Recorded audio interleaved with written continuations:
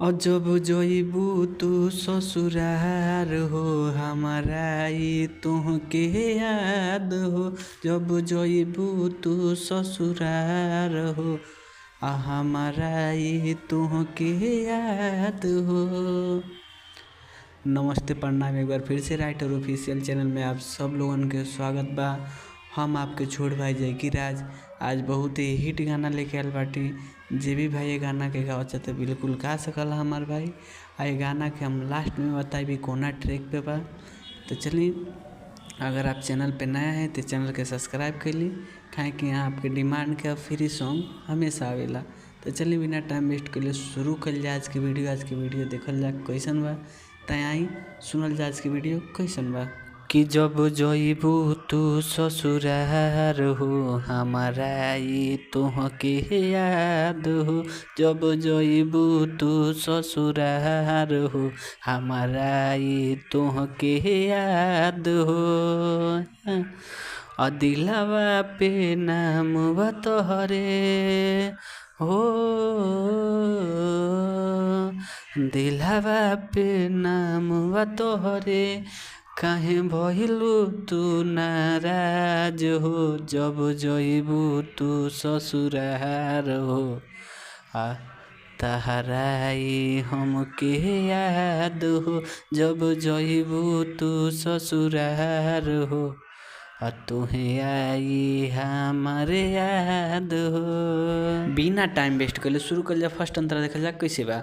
हाँ कह देले हमारा संगे ऐसन ते घात रे, और कौन के कमी पहले हमारा ते साथ रे, हमारा ते साथ रे। इसको दो बार गाना है। हाँ कह देले हमारा संगे ऐसन ते घात रे, कौन ते कमी पहले हमारा ते साथ रे, हमारा ते साथ रे हो। झूठे नाम के हाँ नाम के, झूठे नाम के बनवलू तू बात हो। हमारा ये तुहके याद हो। जब जइबू तू ससुरार हो हमारा ये तुहके याद हो, याद हो।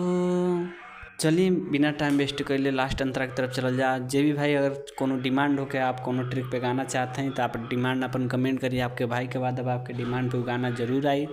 और क्यों भाई चाहते गाना में नाम आवे तो अपन नाम कमेंट करिए, आपके भाई के बाद अब नाम आई।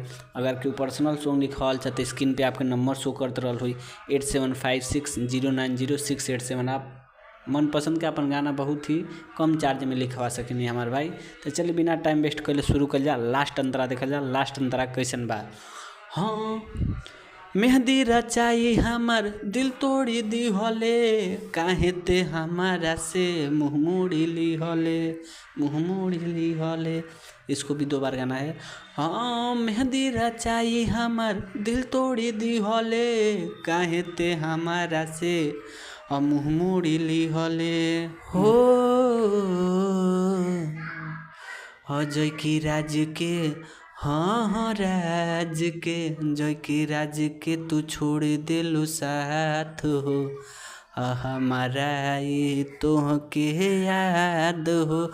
जब जइबू तू ससुरार हो हमारा ये तुहके याद हो। तो वीडियो आप लोगों को कैसन लागल प्लीज़ कमेंट करके जरूर बताएं हमारे भाई। आज मिले जब से नेक्स्ट वीडियो खातिर, तब तक आप चैनल के सब्सक्राइब कर लें, काहे कि आप खातिर आपके डिमांड के गाना वाला। अगर आपके कोनो डिमांड हो तो आप कमेंट करें। चलिए मिल जाए से नेक्स्ट वीडियो में, तब तक खातिर धन्यवाद।